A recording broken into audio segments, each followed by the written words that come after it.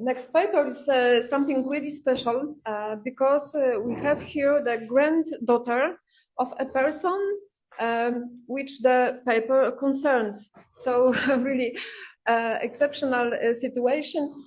Ewa Szumilewicz, the granddaughter of Irena Szumilewicz Lachman, representative of the Lwów Warsaw School.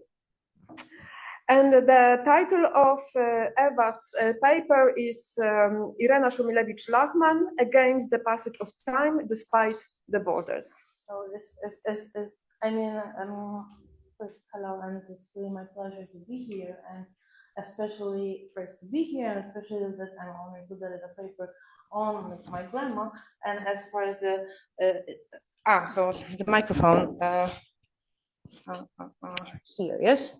So as I'm delivering a paper on my grandma, who was especially devoted to the notion of time. Forgive me, but I will just set the time. So. I mean, I know more or less it's about 27 or 29 minutes, but still, you know, gives a sense of comfort or a sense of security, so that I'm. Okay, so.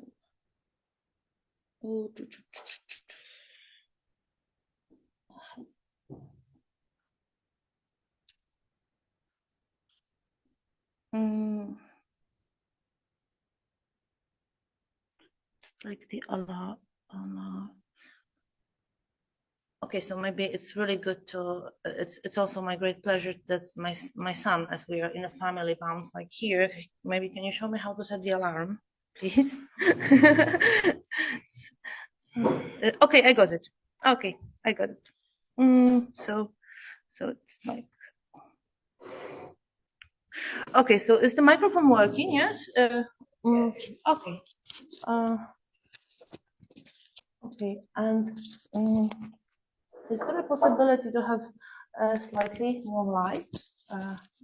Okay.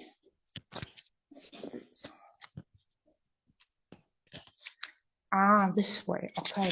Now I can feel really comfortable. Okay.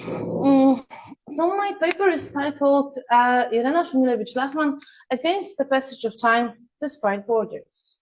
As a short introduction, I'll start with Irena Szumilewicz Lachman was connected to Lwów Warsaw School through various ties. Firstly, at the London School of Economics, she lectured extensively on the achievement of Lwów School and the superiority of its theoretical proposals over the Vienna Circle.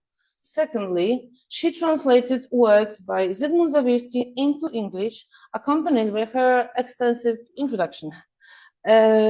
She also planned to publish a book on the contributions of Janina Kotarbińska. Unfortunately, she did not manage to complete the planned publication. Thirdly, and most importantly, Irena Szumilewicz Lachman was engaged in the philosophy of science, the favorite discipline of the representative of Lwów Warsaw School, and she had significant achievements in the field. Furthermore, true to someone from Lwów Warsaw School circle, her philosophical aspirations were based on a thorough education in the natural sciences, namely chemistry and physics.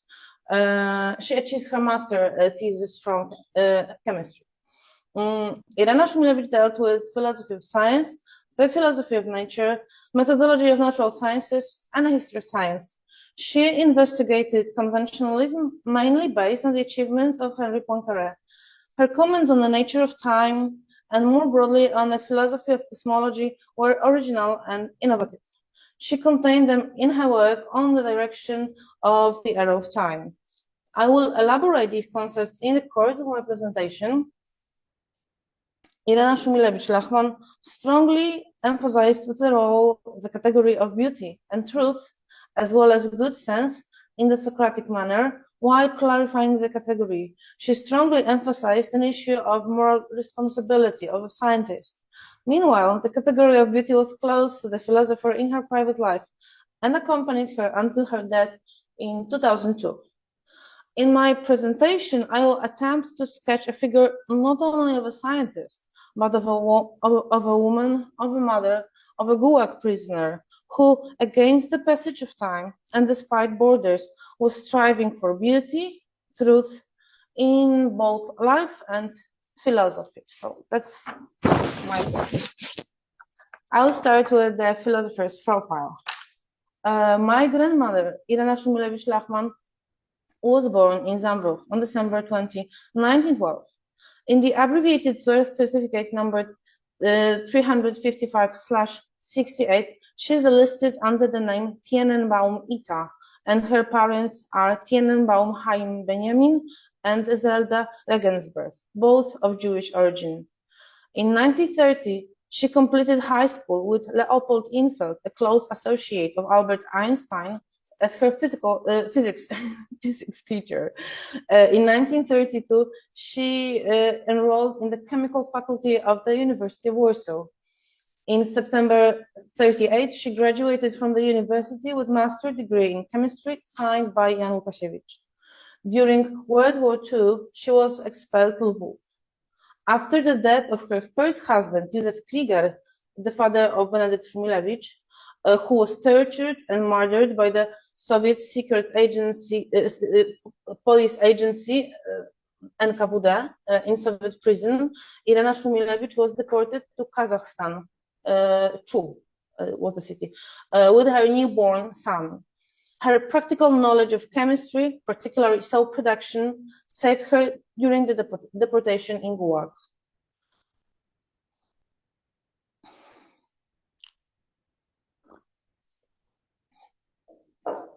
She remarried Leon Szumilewicz and lived with him in Gdańsk.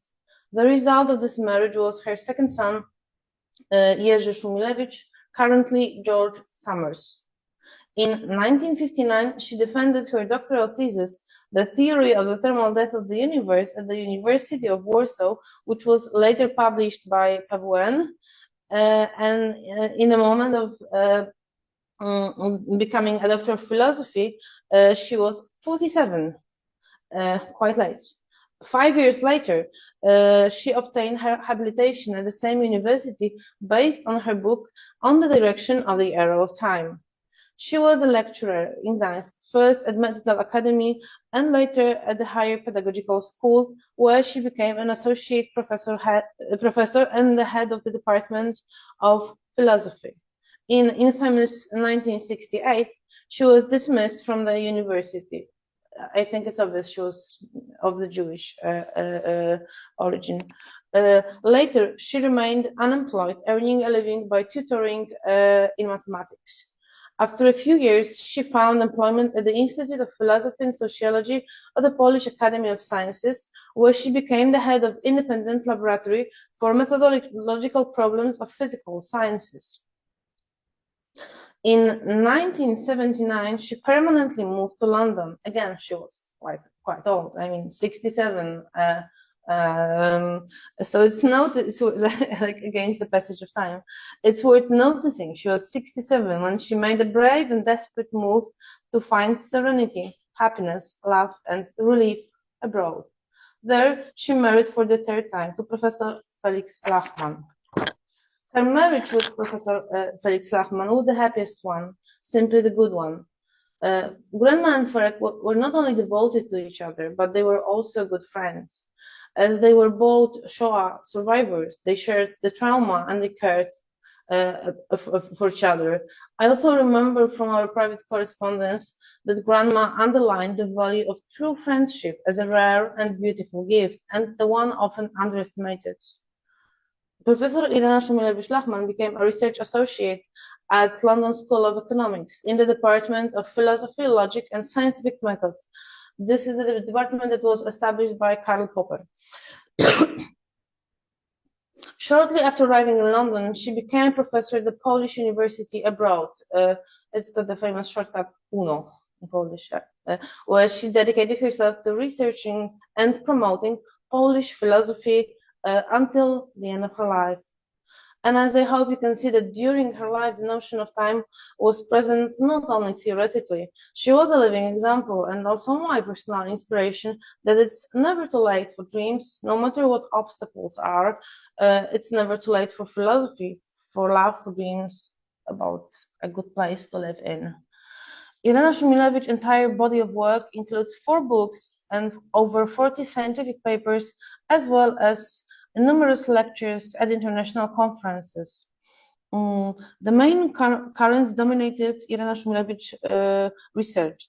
I would say it was the issue of the moral responsibility of the scholar, including an attempt to reflect on archetype of the scholar, the issue on the flow of time, more precisely the arrow of time, and the history of science. And here, this is this profile of Henry Poincaré and Zygmunt Zawierski, and there was to be the one about Janina Kotarbińska that never happened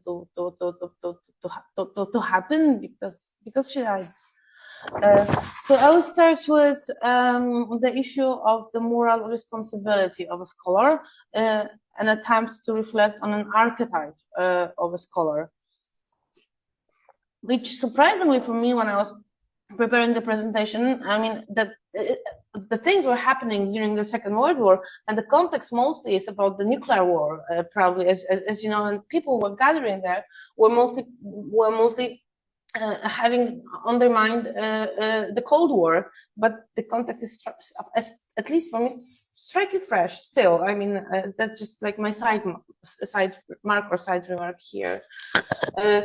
Reflecting on the work of the scholar and the mission of the scholar, Professor Szumilewicz often evokes examples of Socrates, Copernicus, and Henry Poincaré. Irena Szumilewicz clarifies Socrates' approach, who inseparably links knowledge with virtue, adding that possessing knowledge about the moral state of a person is indeed condition, but not a sufficient one. What needs to be provided for future scholars as well as society is kind of a knowledge with morality. Henry Poincaré is an example of a scholar fitting the Socratic tradition. Poincaré believed that the goal of knowledge is to understand beauty, goodness, truth, while pragmatic motives are of the secondary importance. And here I'll quote, and this is Poincaré fragment. A scholar does not study nature. I think it was one of my grandma's most favorite fragments of Poincaré's thoughts. She was quoting it quite often, I say. A scholar, I even remember it in my house when I was a kid. A scholar does not study nature because it's useful. They study it because it brings them pleasure, and it brings them pleasure because it's beautiful.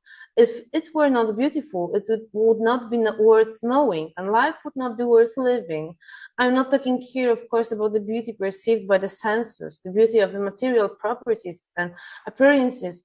I do not disdain it, may God forbid, but it's got nothing to do with science. I'm talking about the inner beauty, flowing from the harmonious order of parts, perceptible to pure mind. And the end of quote.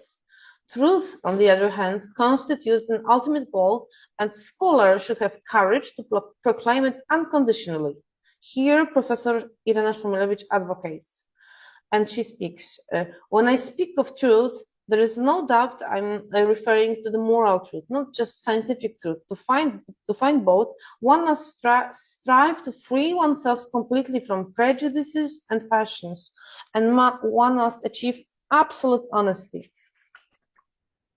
Okay. The pragmatic value of the results of the scholars is only a consequential factor, not a constitutive one. On the other hand, of course, Irena Szumilewicz does not devaluate pragmatic value of research work as a factor that could influence and often does influence the development of society or civilization. However, she warns against the threat of the outcomes of that scientific research may pose. And she cites the Professor Michał Atajach, an eminent scholar who was involved in the fight against the proliferation of nuclear weapons, listing the following reasons. So these are not my grandma's arguments, but she was repeating the arguments of Professor Atajach. So it's the argument, and then she was elaborating on the arguments and trying to elaborate and extend the list.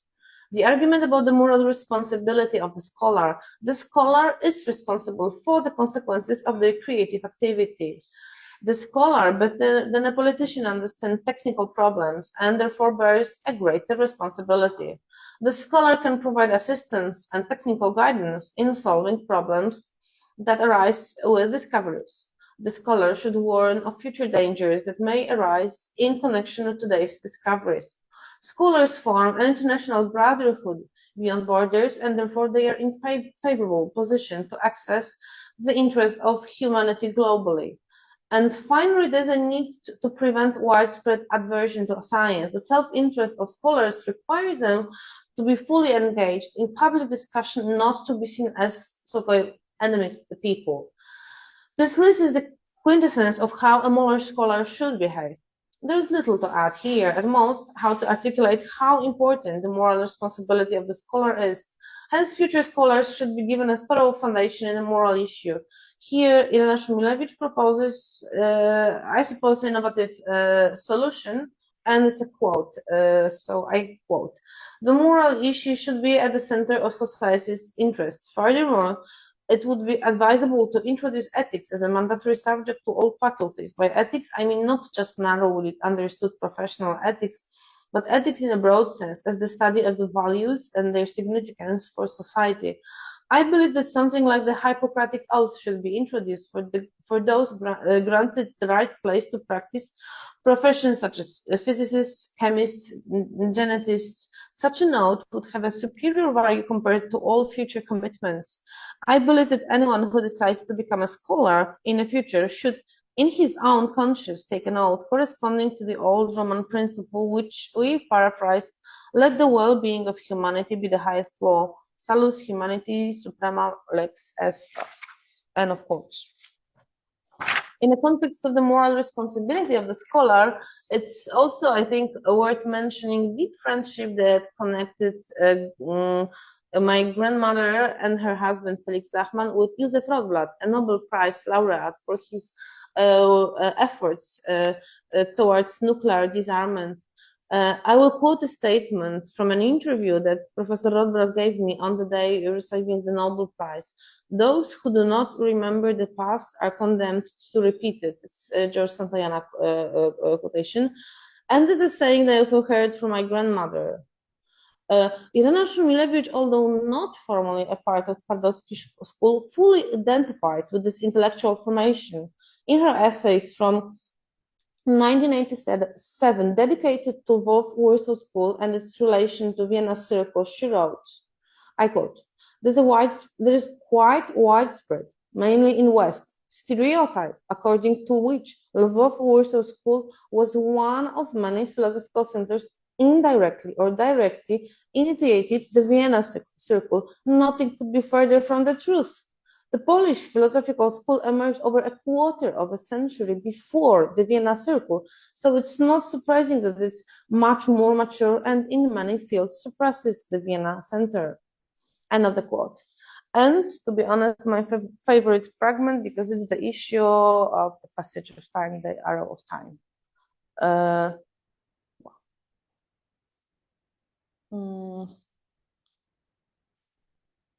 Okay, great.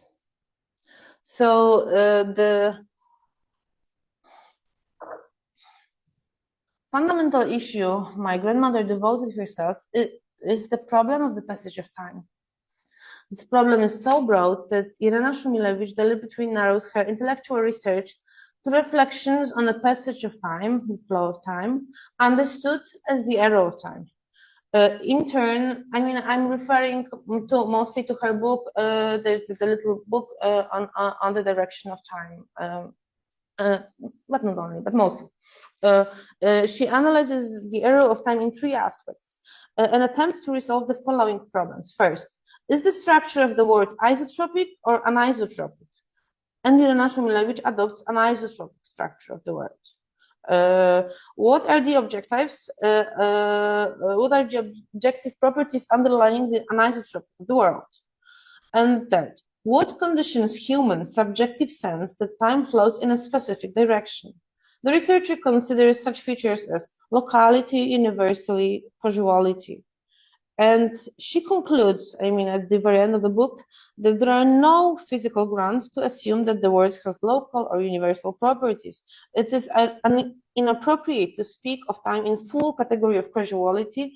Time is only a result of specific relationship between phenomena. And I will shortly reconstruct her reasoning. So Irena Szumilewicz examines the passage of time within three main theories. I mean, we're talking at least in this fragment, we're talking about the state of knowledge in 1960. So that's how it was. Now it's similar. I mean, we know a little more. Irena Szumilewicz examines the passage of time within three main theories: casual, entropic, and based on the three cosmological models of Friedman, with a focus on the distribution of the error of time only with the expounding model of the universe. The philosopher argues that casual theories provide basic for explanation the passage of time. They are legitimate when causality is understood as a function of order without reversal. The second law of thermodynamics allows for a nomenological sanctioning of the anisotropy of the time. The analysis of entropic theories may serve as a basis for determining the direction of the time only on a local scale, not on a scale of the universe.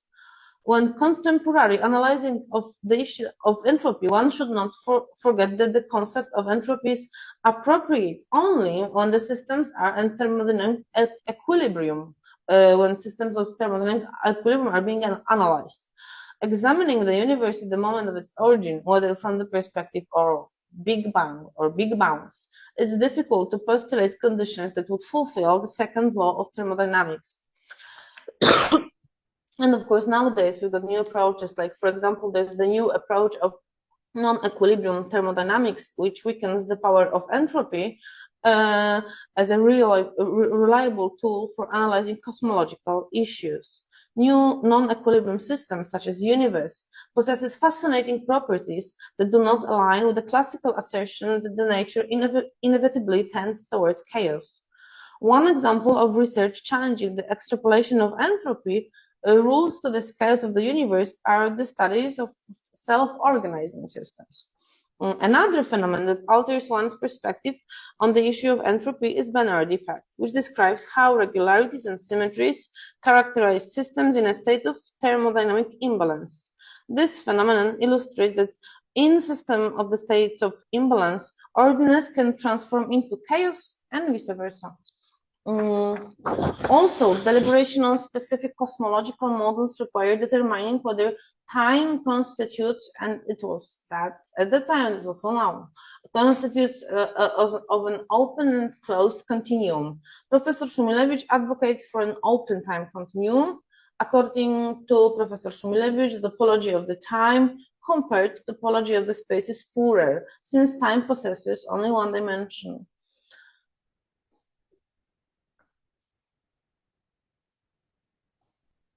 Therefore, there are only two possible ways to conceptualize time: a straight line or a circle. In a contemporary terms, such a situation may not necessarily hold true while considering modern physical hypotheses, such as theory of superstrings, which operates with multiple dimensions. In such approach, like superstring theory, time can be analyzed as a multidimensional object.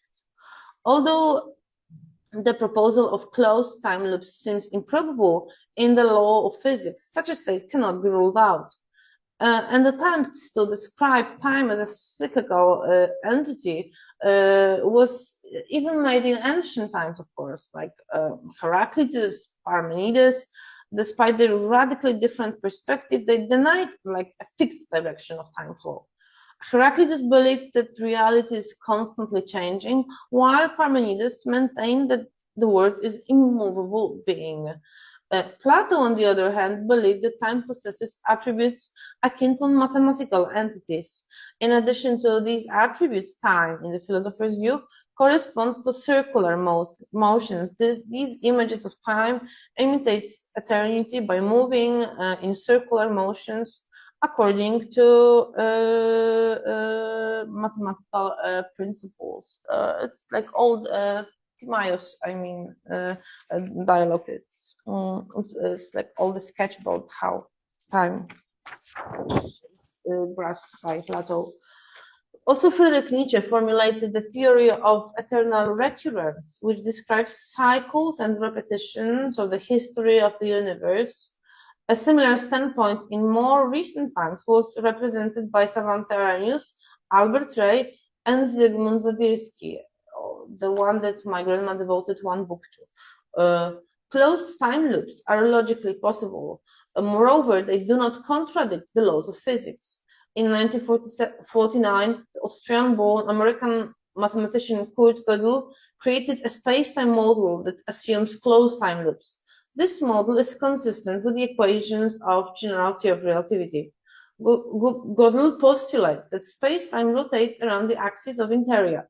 According to Professor Irena Szumilewicz, Gödel's model is homogeneous in space and static. In this model, the existence of three-dimensional space perpendicular to the world lines of matter is not considered. In the space-time model, the properties of time also undergo changes. The worldliness of each fundamental particles are open. In the observer's experiments, no epoch repeats itself. However, there can exist other closed time-like lines. With closed time-like lines, there is no basis for conducting an analysis for the arrow of time. According to Professor Irena Szumilewicz, an inhabitant of Gödel's universe could traverse such a time-like line to their own past. Contemporary version of space with time-like lines may have been confirmed as a valid hypothetical probability. And I will quote Kurt Gödel. Our world, it is true, can hardly be represented by the particular kind of rotating solutions referred to above. There exists, however, also expanding rotating solutions. In such universe, an absolute time also might fail to exist, and it's not impossible that our world is a universe this kind. The mere compatibility with the laws of nature would, in which there are no distinguished absolute time and, therefore, no objective lapse of time can exist, throws some light on the meaning of time, also in those words in which absolute time can be defined. End of quotes. Albert Einstein did not find any logical inconsistency in Gödel's model. In other words, he found it perfectly valid, although he was far from uncritically accepting the theory. And I'll quote Albert Einstein. The work of Kurt Gödel constitutes, in my opinion, a significant contribution to generality of relativity, especially in the analysis of the concept of time. The problem in question troubled me already during the formulation of the generality of relativity, and I was unable to comprehend it. Mr. Gödel found such a cosmological solution to gravitational equation, it would be interesting to consider whether they can be rejected from physical reasons. End of quote. In the view of some theories, Gödel's discovery of cosmological model with closed time-like curves may lead to contradictions. An example, and I think it's like really very well-known example, considering the situation of a person who travels back to their own past before birth, killing their own mother, grandfather, whoever you wish to choose. This example here is the significant one, or the one that fits perfectly. The concept of solutions to Einstein's equation with closed time-like curves is not intentionally contradictory. To describe the process of human life, the theory of gravitational field alone is insufficient. Michał Heller believes that when it becomes possible to create mathematical theory describes the necessary condition to explain life, it will impose additional conditions on the theory of gravity, automatically excluding those time-like curves. She also speculates that the sought conditions for the existence of the global time are simultaneously necessary conditions for the emergence of human life. In 1964, when Irena Szumilewicz's book O kierunku upływu czasu, On the Direction of Time Flow was published, the philosopher intentionally narrowed discussion regarding specific cosmological models to the consideration whether time constitutes an open or closed time continuum, which still remains a fascinating issue.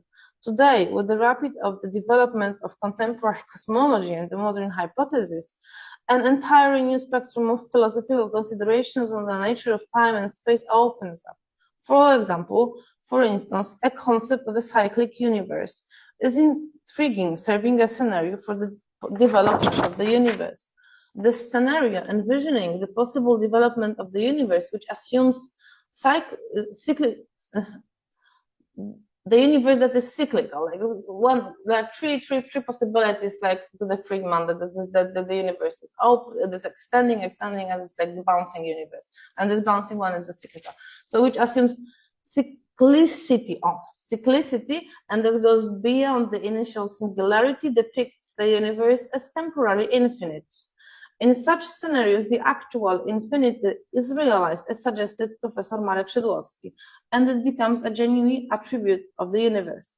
Exploring the concept of cosmological arrow of time in such universes becomes a captivating journey, a philosophical journey, as time would appear significantly different during the contraction phase of the universe. The arrow of time would flow from the past to the future, compared to the expansion phase. The arrow of time would be flowing from past to future, from future to past, one way and the other way around. I think I mixed them. Okay. It has been 60 years. It's exactly 60 years since, on the direction of time, the book of my grandma has been published, and the main thesis, and it struck me a few days ago, and the main thesis of the book is still valid. Namely, there still are no physical grounds to assume that the world has local or universal properties, and it is also inappropriate to speak of time in the full categories of causality, as time is only a result of specific relationship between phenomena. And ending.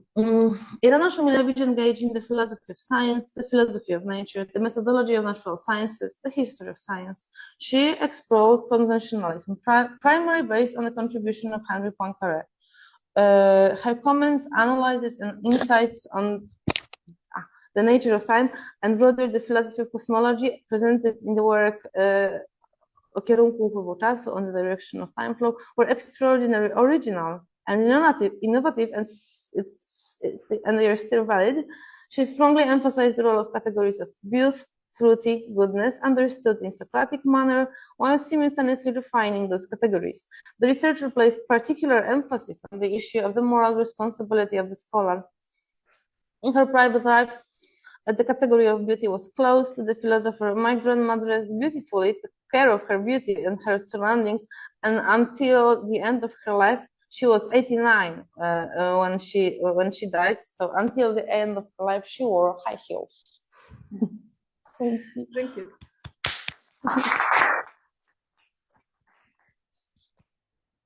Thank you, Eva. That's a fascinating story. Okay, and let's introduce the discussion. Let's start the discussion. If you would like to ask a question or give a comment. Yes, please, Zuzanna. Thank you for the talk. I just want to ask what's happened to the book on Jana Kotarbińska. If there's some manuscript of it, or there's some archive, or do you want to publish it? Or I've already had this question being asked, and to be honest, I have really no idea, because my grandma spent the rest of her life in London, and then the flat was sold with probably most of the books that were in. I had this. You asked me this question not long time ago, so that there might still be a little chance that some notes are. I mean, I would have to try. I would try to find. I mean, and I just found out about this not long time ago. So thank you. I think it would be a good idea to contact with UNO. I don't know if you. They may have different things. I've never had any contact with. Yes, because there are many scholars somehow connected to the Lwów School who continued their careers in London, like Halina Taborska, who was the rector of PUNO. Yes, she's also tomorrow. My student will be talking about her, about Taborska. I think they should know each other. Yeah, probably yes. Yeah, yeah, it's something to be established in the future. So PUNO is a good idea, yeah. It's a great idea. Dig there. Okay, great. And one short question, because we have to go to the last paper of this morning session. I mean, the 30 minutes was exactly. Yeah, it's really big, but we are a little bit late. So it's okay. Not your fault. Yes. What I wanted to ask, yes, Zawirski. Does your grandma mention Zawirski in her book, or interest in Zawirski was later? Because Zawirski was, he wrote about time, this monograph about... in this little book, On the Direction of Time Flow, was he? Yes, yes. He was mentioned, but was like one of many philosophers in a context of the time. Like, there was Nietzsche, there was Gödel. There was a fragment about the time being considered as the circular one. So in this context, yes, but that wasn't much. So perhaps the interest in Zawirski came later, yes, after. Yes, she wrote those books. She wrote Zawirski long later in London. Yes, the book came later. Yes, it was her last book. I remember she was very proud of this book. Okay. I don't know why she was like giving me the book. Very happy. Okay. Anyone would like to ask for something? I'll give a comment. Oh, if no, let's thanks once again. Thank you very much. And now the last talk in this part of our meeting, we come back to psychology somehow, because Ania Smilińska, Paul from Jagiellonian University, we